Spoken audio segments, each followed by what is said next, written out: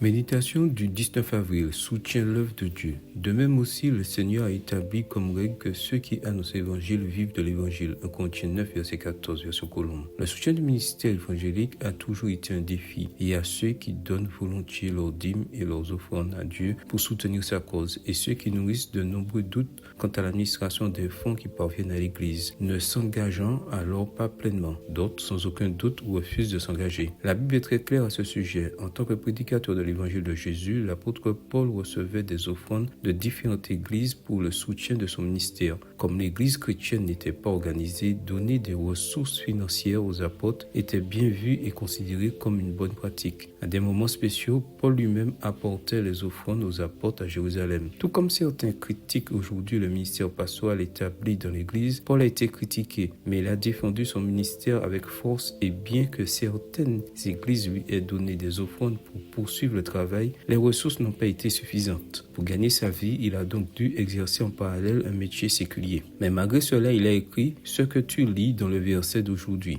L'église est aujourd'hui organisée. Toutes les dîmes sont versées au trésor de l'église, d'où sont prélevées les ressources nécessaires pour rémunérer tous les pasteurs qui exercent un ministère évangélique à plein temps. Bien entendu, aucun pasteur ne décide du montant de sa rémunération, car celui-ci dépend d'un conseil représenté par des pasteurs, des enseignants et des laïcs. L'objectif étant que le montant alloué soit suffisant pour que le pasteur vive décemment, mais pas trop pour qu'il s'enrichisse ou pas assez pour qu'il s'appauvrisse. L'histoire, le temps et l'expérience ont montré qu'en général, ceux qui critiquent la manière dont le ministère pastoral est soutenu ne participent pas avec leurs dîmes et leurs offrandes. La critique est peut-être leur prétexte. Mais on a aussi appris que ceux qui sont fidèles sont non seulement heureux, mais vivent également dans un esprit de contentement en sachant qu'ils soutiennent l'œuvre de Dieu et la prédication de l'Évangile. Les dîmes ne sont en effet pas seulement versées aux pasteurs, mais elles sont aussi utilisées pour du matériel d'évangélisation et des campagnes publiques d'évangélisation dans le monde entier. Tu dois donc te souvenir que la fidélité est par sa seule grâce.